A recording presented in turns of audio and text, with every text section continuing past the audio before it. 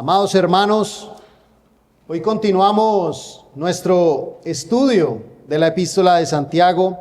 Hoy vamos a estar estudiando del capítulo 1, desde el versículo 9 hasta el versículo 12. Así dice la palabra del Señor. El hermano que es de humilde condición, gloríese en su exaltación. Pero el que es rico, en su humillación, porque él pasará como la flor de la hierba.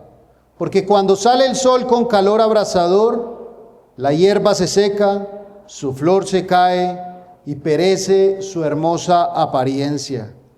Así también se marchitará el rico en todas sus empresas.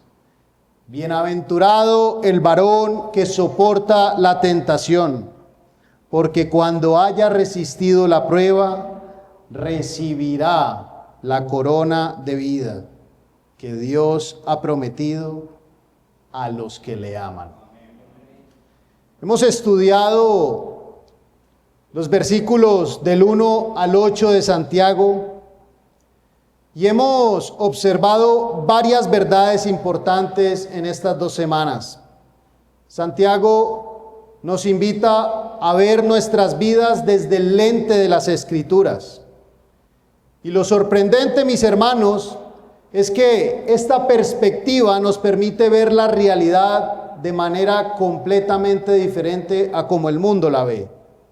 Porque mientras el mundo responde a las pruebas con desesperación, con amargura, los creyentes responden a las pruebas con la mirada puesta en Cristo. Porque solo en Cristo se puede encontrar verdadero gozo, propósito y crecimiento en medio de la aflicción.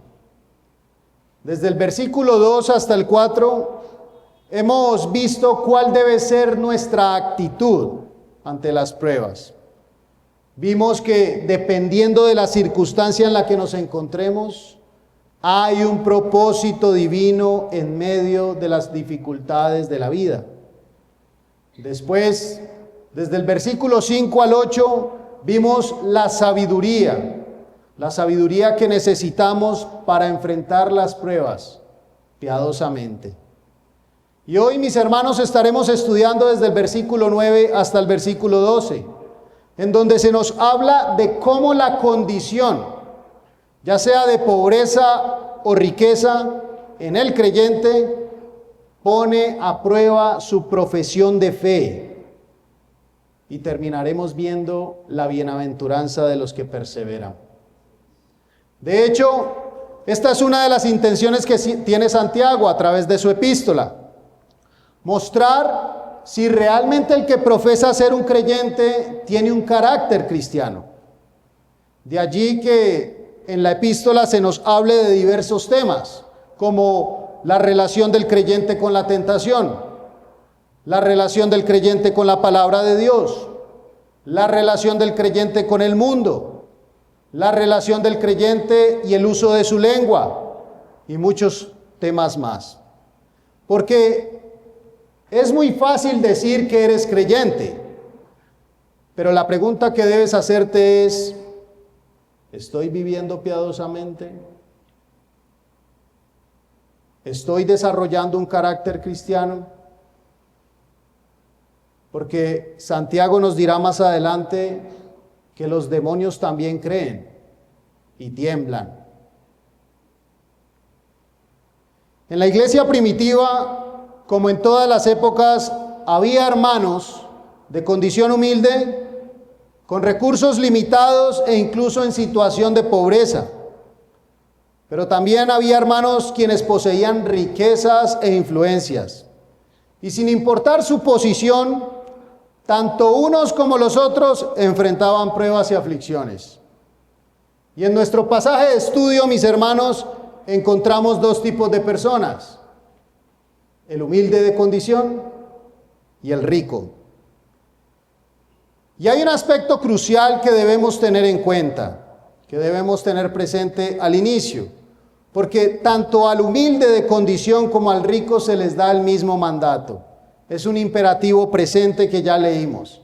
Y la instrucción es clara y no varía según la posición social de cada uno. El texto dice, gloríese. El hermano de humilde condición, gloríese en su exaltación, pero el rico en su humillación. Y alguien podría preguntarse en estos momentos, ¿pero acaso no estamos en contra de la jactancia? ¿Acaso no estamos en contra de gloriarnos? Bueno, sí y no.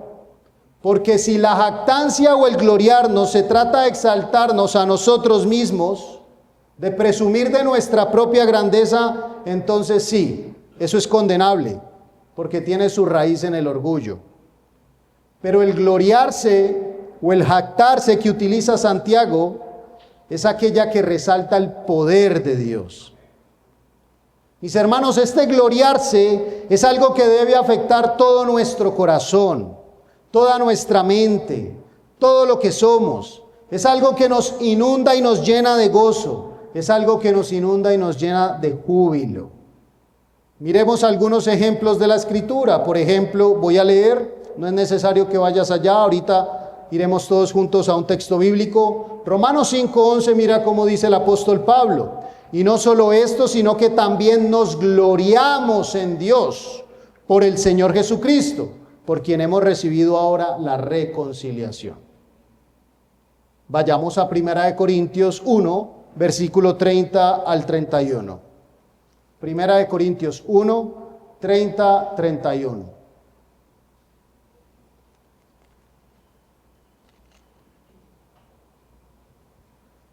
¿Estamos allí? Mas por él estáis vosotros en Cristo Jesús, el cual nos ha sido hecho por Dios sabiduría, justificación, santificación y redención. Mira lo que dice el apóstol Pablo, para que como está escrito, el que se gloría, gloríese en el Señor. Ahora, el apóstol Pablo, cuando está escribiendo esto, está teniendo en mente un texto del Antiguo Testamento que está en Jeremías. Jeremías 9, 23 y 24, al cual también debemos ir todos. Jeremías 9, 23, 24. Vamos todos juntos a Jeremías 9, versículo 23 y versículo 24. Así dijo Jehová, no se alabe el sabio en su sabiduría, ni en su valentía se alabe el valiente, ni el rico se alabe en sus riquezas, mas alabes en esto el que se hubiere de alabar, en entenderme y conocerme, que yo soy Jehová, que hago misericordia, juicio y justicia en la tierra, porque estas cosas quiero, dice Jehová. Vemos, mis hermanos, que Dios aquí nos enseña algo, que la única razón legítima para que tú y yo nos gloriemos es en el hecho de conocerlo a Él y entender quién es el Señor. Porque quienes conocen al Señor verdaderamente hallan gozo y alabanza en Dios mismo. En el versículo 9, Santiago dice a continuación, versículo 9 de nuestro texto de estudio, Santiago 1:9. El hermano que es de humilde condición, gloríese en su exaltación. Aquí Santiago está llamando a un creyente específico a gloriarse. El hermano que es de humilde condición, gloríese en su exaltación. Veamos dos aspectos claves de esta persona. Primero, este es un hermano. Es decir, es un creyente, es un cristiano. Y Santiago usa este lenguaje, hermanos, en varias partes de su carta. Ya vimos en el versículo 2 cuando dice, hermanos míos, tened por sumo gozo cuando os halléis en diversas pruebas. Así que este es un creyente, es parte de la familia de Dios. Segundo, este cristiano está en una situación socioeconómica humilde. Y la palabra humilde aquí no se refiere simplemente a alguien de corazón humilde, no, sino a alguien de escasos recursos. Este es un creyente pero que no es rico. que a los ojos del mundo no es alguien influyente, no es alguien exitoso, no es alguien que ha acumulado riquezas, que no tiene elogios que lo destaquen. De hecho, en el versículo 10, Santiago hace un contraste con el rico, lo que confirma, mis hermanos, que aquí se está hablando de condiciones económicas reales. Mis hermanos, no debemos espiritualizar demasiado este pasaje al punto de llegar a decir que la humildad aquí es solo del corazón, o que la riqueza mencionada en el versículo 10 es meramente espiritual. Lo que Santiago está abordando en este texto de estudio son las circunstancias concretas que acontecen a los creyentes en este peregrinaje. Este hermano humilde representa a la gran mayoría de los hermanos que estaban en el Imperio Romano, que vivían en condiciones de pobreza. La mayoría de los creyentes a quienes Santiago escribe no serían considerados ricos desde una perspectiva material. Las circunstancias de pobreza de nuestros hermanos de la iglesia primitiva de aquel siglo podía deberse a varias razones, y quizás algunos vivían en regiones o familias donde la estabilidad económica era sin lugar a dudas difícil de alcanzar. Otros probablemente estaban sufriendo lo que se conoce como el ostracismo social, que es la exclusión de grupos, eran excluidos, o la pérdida de oportunidades laborales por el hecho de confesar su fe en el Señor Jesucristo. Santiago no nos especifica las causas, pero sabemos que este hermano de condición humilde está en una situación económica difícil. Y aún en medio de estas circunstancias, Santiago llama a este creyente a considerar su situación con gozo, igual que en el versículo 2. El mandato es: el hermano que es de humilde condición, gloríese en su exaltación. Entonces, ¿en qué sentido puede hablarse de una exaltación para alguien que está en esta situación? Porque no parece haber ninguna. Sin embargo, aquí, mis hermanos, hay más de lo que el ojo humano puede percibir. Porque aquí se nos muestra un movimiento que va desde las circunstancias externas de la persona, su condición humilde, hasta su estado espiritual. Porque aunque a los ojos del mundo este hermano no tiene estatus ni riquezas, Dios lo ha levantado y Dios lo ha exaltado.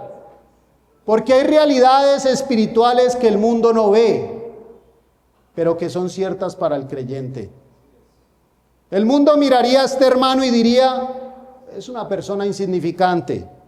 Pero Santiago le dice: tú, hermano, que eres humilde, gloríate en tu exaltación. Por lo tanto, el hermano humilde al que Santiago se refiere no se gloría en sí mismo. No encuentra su valor en lo que ha alcanzado, que tal vez sea poco. En cambio, él se jacta, se gloría en el Señor y en la exaltación que Dios le ha concedido. Ahora, ¿de qué manera podemos decir que aunque un creyente esté en circunstancias de pobreza, sigue estando exaltado a los ojos de Dios? Y para poder responder a esto, mis hermanos, debemos citar la Escritura y lo que la Escritura nos recuerda acerca de los santos. Porque por la gracia soberana de Dios hemos sido adoptados en su familia y hemos llegado a conocerlo. Efesios 1 nos da una imagen clara de esta exaltación espiritual. Vayamos todos al capítulo 1 de Efesios. ¿De qué manera podemos decir que, aunque un creyente esté en circunstancias de pobreza, sigue estando exaltado a los ojos de Dios? Efesios 1:4.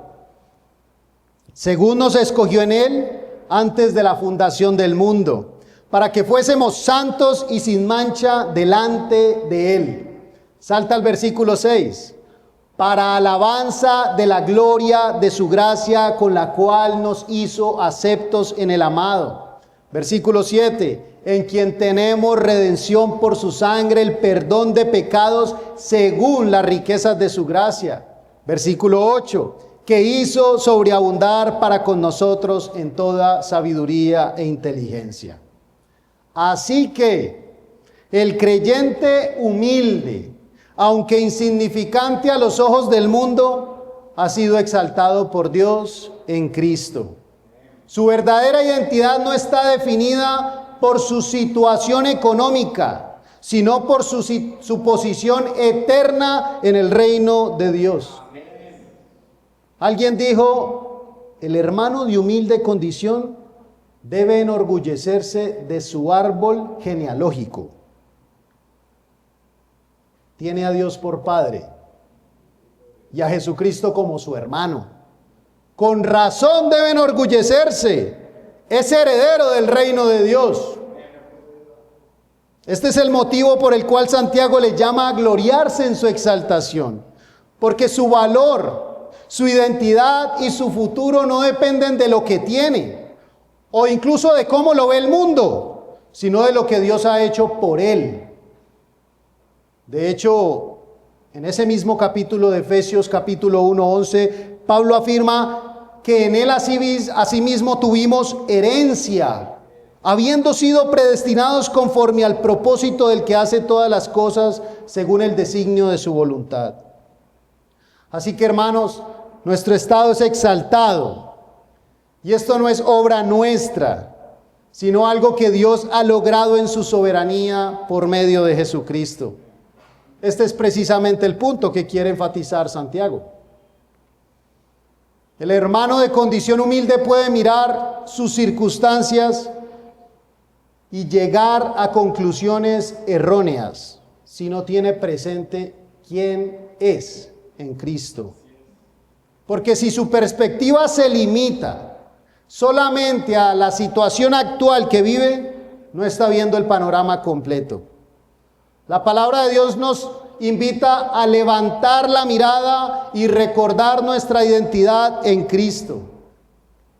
Él quiere que sepamos quiénes somos y a quién pertenecemos, porque las circunstancias de esta vida son temporales y cambiantes.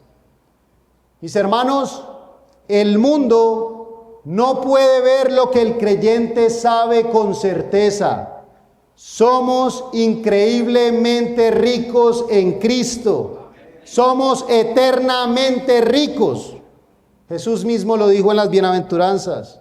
Bienaventurados los mansos, porque ellos recibirán la tierra por heredad. Mateo 5:5. Así que no debemos temer que nuestras circunstancias humildes sean nuestro destino final. Porque el juicio que hace este mundo no define nuestro futuro. Porque este mismo mundo está pasando bajo la soberanía de Dios. La exaltación en la que debemos gloriarnos no tiene que ver con posiciones de prestigio en la tierra, sino con nuestra posición espiritual en Cristo dada por la gracia de Dios. Y este principio es clave, amada iglesia, para la vida cristiana. Dedicar tiempo, incluso diariamente, a recordar quiénes somos tú y yo en Cristo y lo que Dios ha hecho por nosotros y que nos ha traído hasta este mismo instante. Esto es vital. Porque si no lo hacemos, fácilmente podemos dejarnos llevar por nuestra situación presente y aceptar la evaluación que el mundo hace de nosotros. Pero Santiago nos dice algo. Hay más que ver, mis hermanos. Hay más que creer y hay más que predicarnos a nosotros mismos. Un escritor lo expresa de esta manera.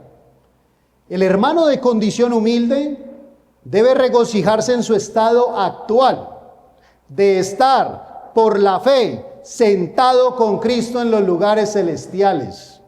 O incluso puede mirar hacia el futuro, anticipando el estado final de nuestra glorificación, donde seremos libres de toda necesidad o dolor. Nuestra exaltación en Cristo ya ha comenzado, pero aún no ha alcanzado su plenitud.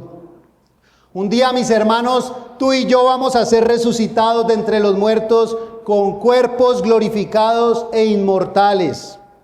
Seremos herederos plenos de las promesas de Dios, ciudadanos de una nueva creación, donde reinaremos con todos los santos y habitaremos con nuestro Salvador para siempre.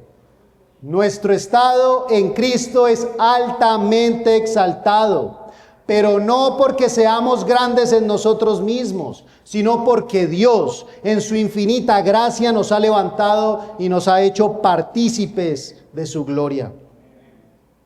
De hecho, el hermano humilde goza de una comunión bendita con Dios.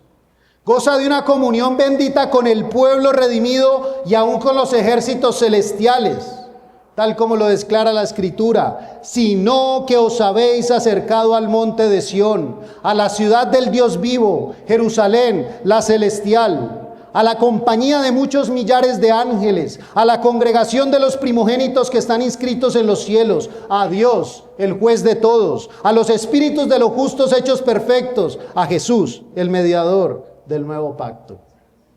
Hebreos 12, 22, 24. Y en esta realidad gloriosa, él no está solo, sino que su fe le ha hecho partícipe de esa compañía gloriosa de los santos y de la adoración eterna en la presencia del Dios vivo. John MacArthur dice en su comentario a Santiago: al hermano de humilde condición se le puede considerar la escoria del mundo y el desecho de todos, ante los ojos del mundo, pero ante los ojos de Dios es exaltado. Pudiera tener hambre, pero tiene el pan de vida. Pudiera tener sed, pero tiene el agua de vida. Pudiera ser pobre, pero tiene riquezas eternas. Los hombres pueden rechazarlo, pero Dios lo ha recibido por la eternidad. Pudiera no tener una morada en la tierra, pero tiene una gloriosa en el cielo. Ahora bien, si esa es la actitud que el hermano humilde debe adoptar, ¿qué pasa con aquellos que desde la perspectiva del mundo parecen tenerlo todo bajo control? Aquellos cuya cuenta bancaria o tarjeta de débito parece que les asegura todo lo que necesitan, cuyas necesidades parecen completamente satisfechas, porque en el versículo 9 Santiago habla del hermano humilde y en el versículo 10 se refiere al rico. Versículo 10: pero el que es rico en su humillación. Pero el que es rico en su humillación. Este rico al que se le dice que se gloríe en su humillación parece una contradicción desde la visión del mundo, porque el mundo no mira a los ricos y dice: oh, pobres ricos. No, así no ve el mundo a los ricos. Al contrario, el mundo ve a los ricos con envidia y los exalta.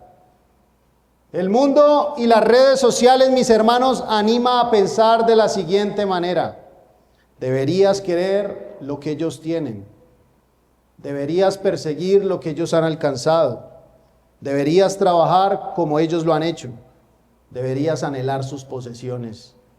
Y este es un claro ejemplo de cómo el mundo vincula fácilmente el significado, la importancia y la identidad con las cosas materiales.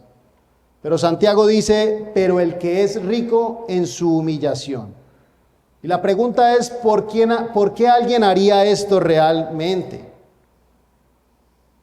Y aquí existen diversas interpretaciones sobre si el pasaje se refiere a ricos creyentes o a ricos incrédulos. De todos los comentarios que leí, la mitad toma la posición de que se refiere a ricos creyentes. La otra mitad dice no, son ricos incrédulos.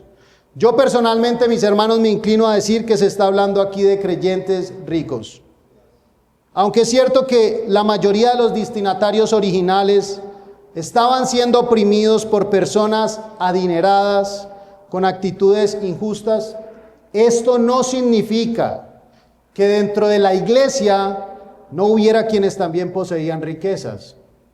Por esta razón considero que el mensaje hace referencia a creyentes ricos. Es por esto que los ricos deben gloriarse en su humillación, porque el rico debe recordar la transitoriedad de sus riquezas, que son temporales y que no es lo que más necesita. Porque basta con observar el poder que tienen los extremadamente ricos en el mundo, pero aún así la riqueza no les asegura lo más importante: una comunión con Dios por medio de Cristo. Sin embargo, Dios quiere que los creyentes ricos adopten una perspectiva diferente. Porque si solo observamos la vida desde un punto de vista terrenal, comparando la situación de alguien que está en una condición humilde con la de un rico, sin considerar, mis hermanos, la óptica divina, estamos viendo el panorama de manera incompleta. Ahora, aclaro, la Escritura no dice que ser rico sea malo. No hay nada de malo en ganar dinero. Incluso no hay nada de malo en ganar dinero en abundancia, ni en ser bendecido con muchos recursos. Había en la iglesia primitiva creyentes ricos. José de Arimatea era un hermano rico en posesiones. Bernabé, Zaqueo. Había también presencia de hermanos ricos en la iglesia que ministraba Timoteo. Dios concede riquezas a algunos y permite también la pobreza de otros. La Biblia no condena las riquezas, pero sí el amor a las riquezas. Un creyente rico no es por eso menos espiritual que uno pobre, pero la confianza en las riquezas y la orientación de la vida hacia ellas es un peligro para el creyente rico. Porque cuanto mayores sean las posesiones que vas obteniendo, mayor será la probabilidad del engaño. La riqueza terrenal, mis hermanos, no es una señal de aprobación divina, ni la pobreza es una maldición.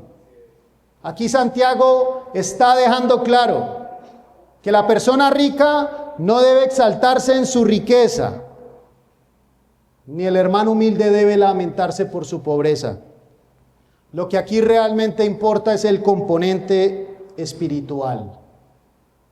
La instrucción es esta: no te enorgullezcas de tus posesiones o de tu posición. Mi hermano, si Dios te ha bendecido con riquezas y amas al Señor, no debes considerar tus bienes como un indicador de tu estatus espiritual, ni como una base para que te jactes, ni como una evidencia de que algún sentido tienes el favor especial en Cristo que otros no poseen. No, en cambio, el hermano rico, el creyente rico, debe seguir este mandato: que hagan bien, que sean ricos en buenas obras, dadivosos, generosos. Primera de Timoteo 6:18. El verdadero llamado de Dios para los creyentes ricos es que usen su riqueza para honrarlo y bendecir a otros. Pero aquí es donde entra la sorprendente inversión. Los ricos deberían gloriarse en su humillación. ¿Por qué? Porque las riquezas son pasajeras. MacArthur vuelve a decir: cuando usted pierde una hermana, un hijo, una esposa, un esposo u otra persona amada, la riqueza no produce consuelo. Cuando usted pierde su salud, un amigo lo traiciona o alguien difama a usted injustamente, el dinero no puede comprar paz mental o aliviar el dolor. Las pruebas son el compensador que lleva a todos los hijos de Dios a depender de Él. En el versículo 10, Santiago introduce a continuación una metáfora que destaca la fragilidad de la riqueza. Mira lo que dice: pero el rico en su humillación, porque él pasará como la flor de la hierba. Y una flor es efímera, no tiene la resistencia de una roca. Santiago la describe no como un cimiento firme. La riqueza no es un cimiento firme, es como una flor frágil.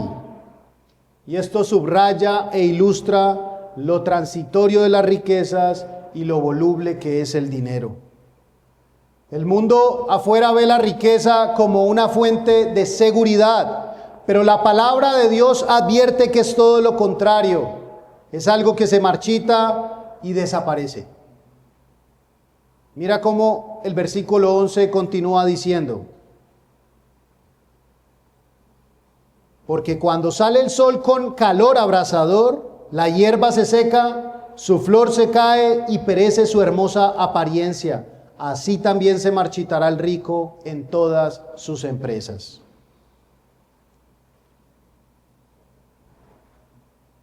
Amada iglesia, ¿estamos basando nuestra identidad en nuestras circunstancias?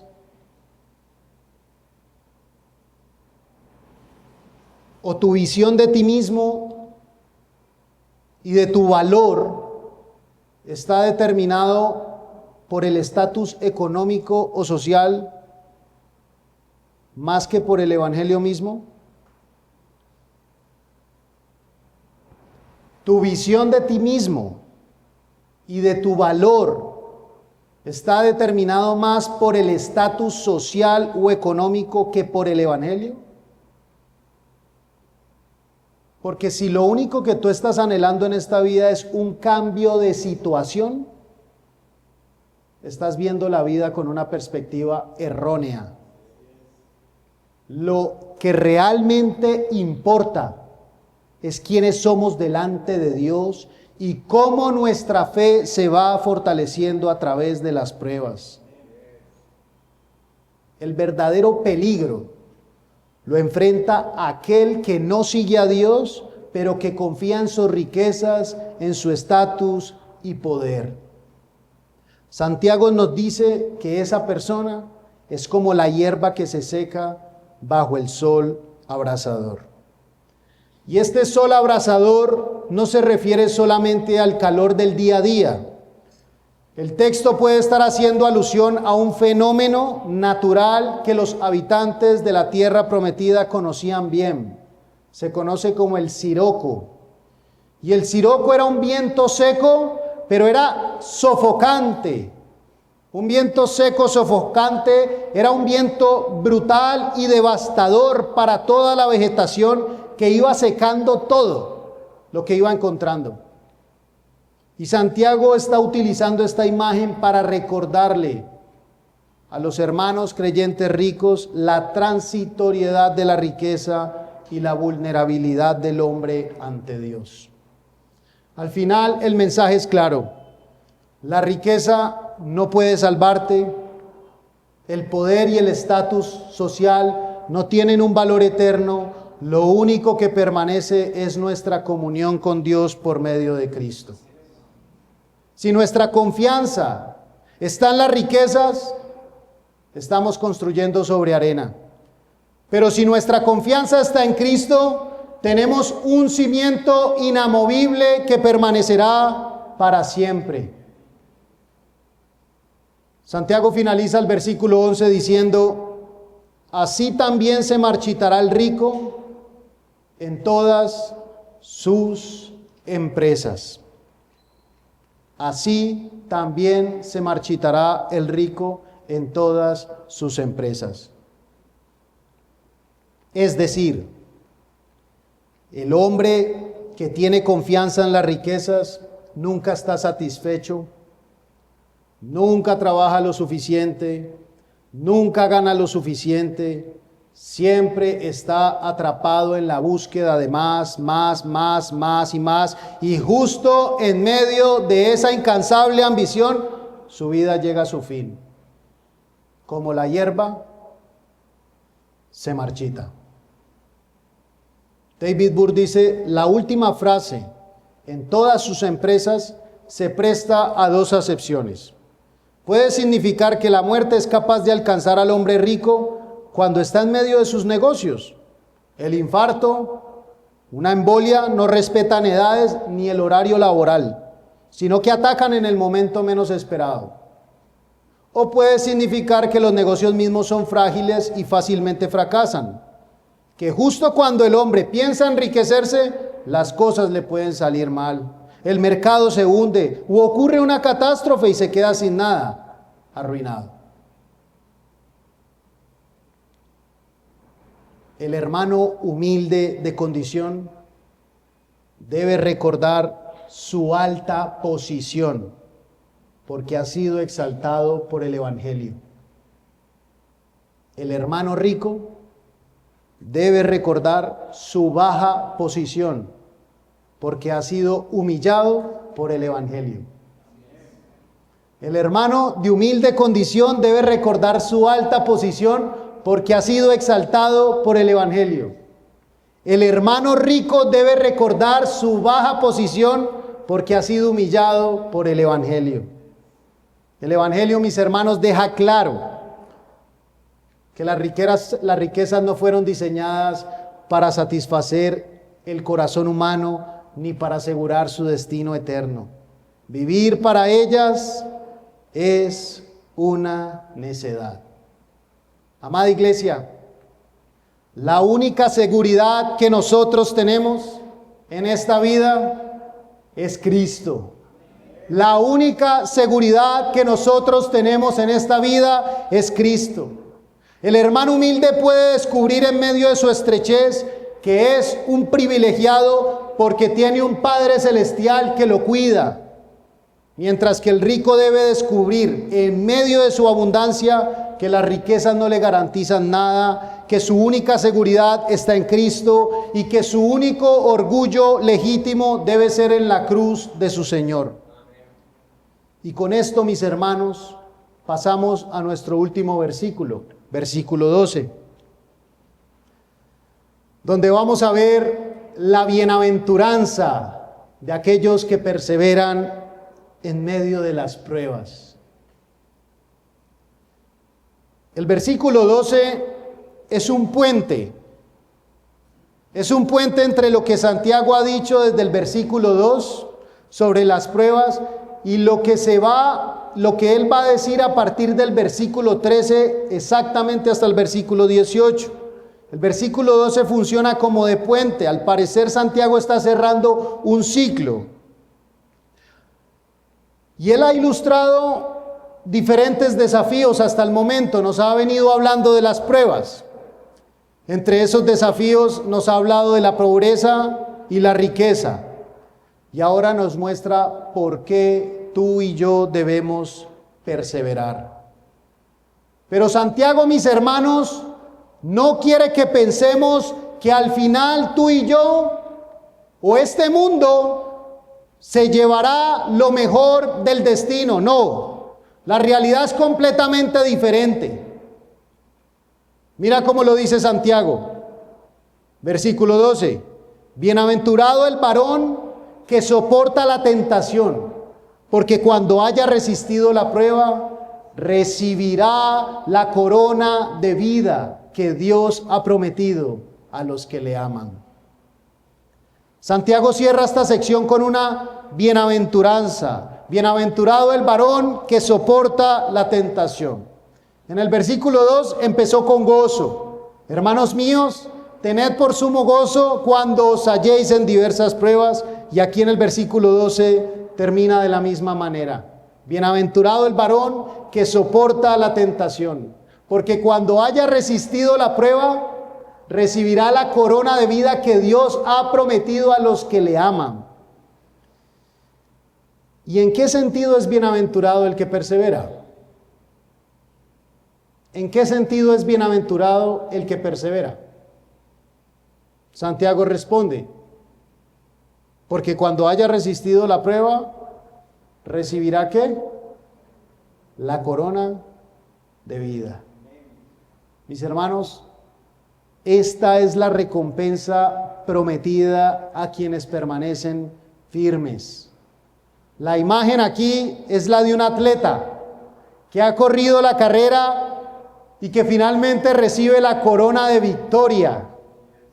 Pero aquí la corona no es de laurel, ni de oro, es vida misma en Cristo Jesús. La corona de vida simboliza la plenitud de la salvación en Cristo. Es la recompensa final para quienes han perseverado en la fe. Y esto nos lleva a una verdad profundamente consoladora. Dios no nos fallará. Él cumple sus promesas. Como ese himno que entonábamos, grande es tu fidelidad. Dios no nos fallará, mis hermanos. Dios cumple sus promesas. Aunque ahora tú y yo enfrentemos pruebas, nuestro futuro en Cristo está asegurado. Nuestra vida, nuestra herencia es vida eterna.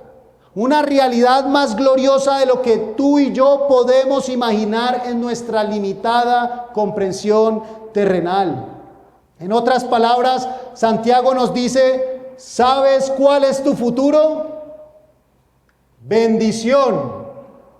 Tu presente puede ser pruebas, pero ese no es tu destino final. Tu futuro es Cristo Jesús y vida para siempre. Y es probable que esto no cambie tus circunstancias de inmediato, pero sí nos da la fortaleza para seguir adelante perseverando, mis hermanos. Podemos seguir confiando en el Señor. Podemos orar una vez más. Podemos compartir nuestras cargas con nuestros hermanos en la fe. Podemos abrir nuestras Biblias y clamar juntos, Señor, ayúdanos, necesitamos tu fuerza en nuestra debilidad. Y su gracia nos sostendrá. Lo que debe animarnos y mantenernos en la pista, aun cuando te sientas agotado y sin fuerzas para poder soportar, es saber que al final te espera un premio. Y vaya premio. Dios cumple sus promesas. Pero ¿a quiénes se les promete esta corona de vida? El texto lo dice al final. A los que le aman. El amor a Dios es la marca de aquellos que perseveran. ¿Por qué seguir confiando en el Señor en medio de las pruebas? Porque lo amamos. Warren Wiersbe lo dice así. ¿Por qué tenemos una actitud de gozo cuando pasamos por pruebas? Porque amamos a Dios y Él nos ama a nosotros y nunca nos ha de dañar. ¿Por qué tenemos una mente sabia? Porque Él nos ama y nos ha dado su verdad y por eso lo amamos. ¿Por qué tenemos una voluntad sumisa? Porque le amamos. Donde hay amor, hay sumisión y obediencia. ¿Por qué tenemos un corazón que confía en Dios? Porque el amor y la fe van juntos. Cuando amamos a alguien, confiamos en esa persona y no vacilamos en pedirle ayuda. Piensa en las personas, en las cosas que tú y yo soportamos por las personas que amamos. Cuando tú y yo amamos a alguien, enfrentamos dificultades con ellos. Soportamos inconvenientes y los desafíos sin dudarlo. Así que, amada iglesia, los que perseveran en la fe, perseveran porque aman a Dios. Dios los sostiene, pero estos hermanos amados, la iglesia persevera porque aman a Dios, porque nuestros corazones han sido transformados por Él. Y cuando llegamos a conocer verdaderamente a este Dios a través de su palabra, nosotros nos gloriamos en Él. Pero quiero hacer otra pregunta. ¿Dónde ha hecho Dios esta promesa? recibirá lo que Dios ha prometido. Y la pregunta es, ¿dónde Dios ha hecho esta promesa? ¿Hay algún texto bíblico? No se trata de un solo versículo. Es un patrón recurrente a lo largo de toda la Escritura. Porque Dios ha revelado darle vida a su pueblo. Desde Génesis 2, nosotros vemos que habían dos árboles en el jardín del Edén. El árbol de la vida, el árbol del conocimiento del bien y del mal. El árbol de la vida daba vida como su nombre lo indica. Sobre el otro árbol, el Señor le dijo a Adán, el día que de él comas, ciertamente morirás. Dios había puesto delante de él vida y muerte. Y cuando seguimos avanzando en la historia de la redención, Moisés en el capítulo 30 de Deuteronomio dice, a los cielos y a la tierra llamo por testigos hoy contra vosotros, que os he puesto delante la vida y la muerte, la bendición y la maldición. Escoge pues la vida para que vivas tú y tu descendencia. Los salmos, los profetas también nos hablan de esta vida y muerte a través de la Escritura. Y por revelación posterior, me refiero a la persona y la obra de Cristo, nuestro Señor Jesucristo llama a las personas a seguirle, a confiar en Él, a creer en Él. Yo soy el camino, la verdad y la vida. Yo he venido para que tengan vida y para que la tengan en abundancia. Y al final del Sermón del Monte dice, entrad por la puerta estrecha, porque ancha es la puerta y espacioso el camino que lleva a la perdición, y muchos son los que entran por ella. Porque estrecha es la puerta y angosto el camino que lleva a la vida, y pocos son los que la hallan.